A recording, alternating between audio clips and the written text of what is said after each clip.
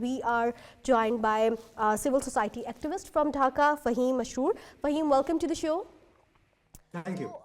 Fahim, after governing Bangladesh for like more than a decade, how does Sheikh Hasina responds to criticism that today's political crisis is, the results of her own governance style in Bangladesh, and now she's stating the upcoming elections would not be free and fair. How do you, look at it? Yes, it is so surprising that Sheikh Hasina, who actually had to flee the country after being ousted, now she is actually giving lecture of a democracy or free and fair election, because under her rule there were three elections. All the elections were actually nothing but sham. So hugely rigged. And one of the elections, no opposition party actually took place. So the whole country actually knows how she used to run the country, and she used to manipulate the election for last three times. So I think she, of course, has to say those things, but the country is very excited about a free and fair election for the first time in almost 1.5 decades. So what do you think that how do the developments in Bangladesh electoral process affect the Pakistan's diplomatic relationship with the Dhaka, especially given the past tensions that led to 1971 and the historic sensitivities? Now we have good relations. We have seen the involvement and role of India through Sheikh Hasina there, but now we have seen both the countries are enjoying good relations with each other. So what do you think that how would it impact the relations between the two states as Sheikh Hasina started doing the things she was doing once she was in Dhaka? You see, Bangladesh, the current government actually has a policy of having good relationship with all the countries, whether it is Western countries or whether it is kind of Pakistan, China or India. And all of us know that because Sheikh Hasina was heavily patronized by Indian government, India actually did not allow Bangladesh to build a workable good relationship with Pakistan for almost kind of over a decade. Now that India has actually lost Sheikh Hasina, now the current government is trying to rebuild diplomatic and other relationship, including economic relationship with lot of the other countries, and that also includes Pakistan. You may know that the first direct air connectivity with between Bangladesh and Pakistan is going to start very soon, probably in next couple of weeks. So that is a big development, and we are also currently having lot of trade relationships with Pakistan. So and also officially we also want to have very good relationship with India, but it is unfortunate that India has been still kind of patronizing Sheikh Hasina. She has, after she was ousted, she had fled to India, and India is actually giving her all the support. Even yesterday there was a kind of event in New Delhi where Sheikh Hasina's speech was actually heard. So it is, of course, it is kind of aggravating the situation with kind of the people of Bangladesh don't like it, and you all know that there is also some tension on the sports thing about Bangladesh not agreeing to play in Indian soil for the ICC World Cup. So there are still some tension between India and Bangladesh, and this is mainly because of India's kind of role with Sheikh Hasina. As you have mentioned that Sheikh Hasina is trying to aggravate the situation and trying to make things more chaotic before the elections, and obviously she's having the support from India. How do you see it as a civil rights activist? How is it impacting the civilians in Bangladesh, especially the people living there, especially the youth who have been through a lot? They have seen the transition, they were the part of it, due to them it happened. So how it would impact the youth of Bangladesh as situation is quite chaotic. Sheikh Hasina started doing that with the help of India. They're starting doing that for the with the political party she was having, and that is banned for the election. So what do you think that what needs to be done by the civil society, by the youth in Bangladesh to stop this thing, to stop making the situation more chaotic for the youth?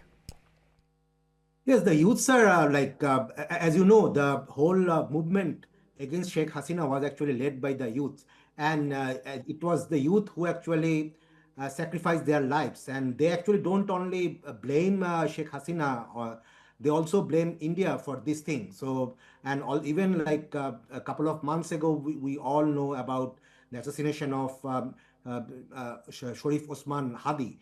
He was extremely popular youth only in her early 30s, in his early 30s. And he was killed, and after the killing, the killers actually fled to India, and India has not actually given any support to Bangladesh government in kind of hunting them down. So the youths are very angry, as they probably should be, and it is unfortunate that Indian government has not yet kind of been able to sense the anger of youth, particularly for India, in terms of giving shelter to not only Sheikh Hasina but also some of the killers who are continuing this type of thing in last 1.5 years. Or it's a good, political instability in Bangladesh impacts Pakistan's trade, investment, or bilateral cooperation, that initiatives we have taken in the recent past. Do you really think that it would impact that? Because there is chaotic political environment there ahead of elections. So would it impact the relationship? Because that is their main core, what India actually wants through Sheikh Hasina. So do you think that it would impact that, or is it impacting right now? I think the whole country is actually waiting for the next election, and we are in a kind of election mood, and we all hope that election will take place, and this is something it will be a very much celebrated. So after the election, of course, a lot of things depend on who is the government, who is the party to govern the country. But what both the parties who are in the forefront of this election, they both have actually made clear that they will try to protect the sovereignty of the country. And of course, both of them have also said that they will also want to have a continue the good relationship with India, as far as India actually respects Bangladesh's kind of sovereignty and free will. So everything will depend probably after the election, who takes control, and what at that point of time the relationship, the diplomatic kind of relationship goes along. As we are talking about the bilateral relationship between Pakistan and Bangladesh, so what could be the impact of Bangladesh elections outcome on the regional security cooperation, including any proposed mutual defense ties between Pakistan and Bangladesh? Because there are a lot of things that are happening. So how would it impact that? Uh, I think for the time being, Bangladesh and Pakistan relationship will be much more on the economic front, because currently Bangladesh has actually started. We are, working on the economic terms as well, but there are a lot of proposed things. So how would it impact after the elections? Once again, I think it all depends on which party actually comes to power. But I think, of course, it will not be like how it used to be under Sheikh Hasina. It will be much more kind of cordial. And also, there are other geopolitical players like USA and China.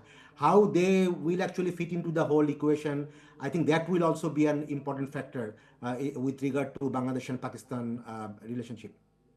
Kamruzaman, welcome to News at 7. What do you think about, considering the current chaotic situation where Sheikh Hasina is, mentioning that the upcoming elections would not be free and fair, but the interim government says that the coming elections would set a standard of democracy in Bangladesh. How do you see this thing? Do you really think that Sheikh Hasina is trying to aggravate the situation in Bangladesh? Actually, it's very mocking to the people of this country, because you know that there were 3 national elections under Sheikh Hasina administration in 2014, 2018, 2024. But all those 3 elections were very much farcical and very much controversial, with ballot stuffing on previous night and other irregularities. But now Sheikh Hasina, even after losing the minimal trust of the countrymen, now she is in India. And from staying there with huge allegation of human rights violation and even killing and genocidal attempts, now she is claiming that this election would not be fair. You know that now the election is being prepared under an interim government led by Professor Muhammad Yunus, who is not any political figure.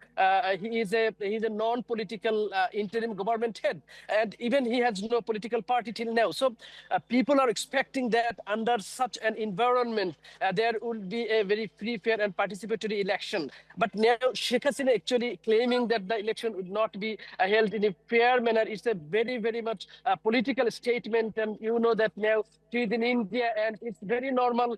She would try to destabilize the country so that her political party can return, and she would try to destabilize the situation here. It's very political stance, and I don't think that there is a truth in such a statement by Sheikh Hasina from India.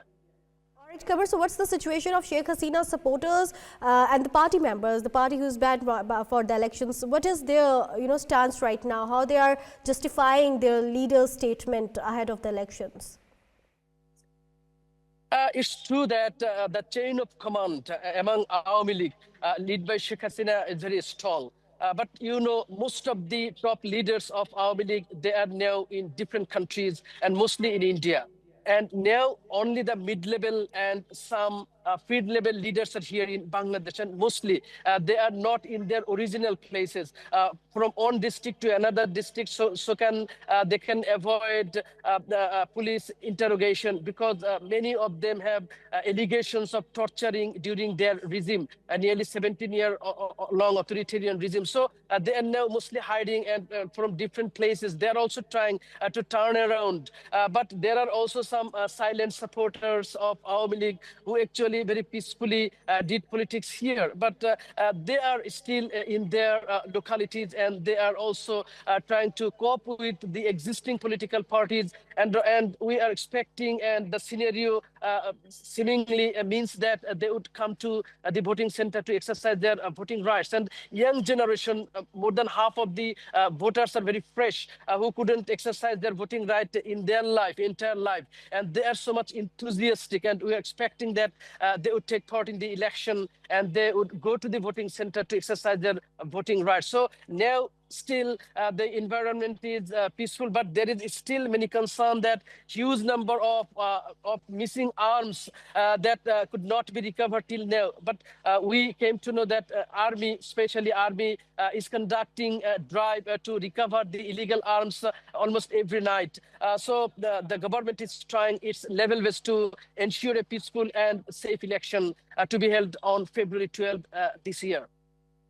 All right, you have mentioned such valid concerns, and thank you so much for telling us about the current situation of media there, current situation of students and youth there. So moving forward towards you, Fahim, so what do you think that while talking about the current situation where we have already talked about Sheikh Hasina's stance, it's just a political stance. We have talked about the current situation of Bangladesh, the current situation of youth there. What do you think that is India going to do something on the election day? Are the government and the other law enforcement agencies and the other institutes are ready to do that, to cater this, to make things secure and ensure the safety of everyone, especially the civilians there?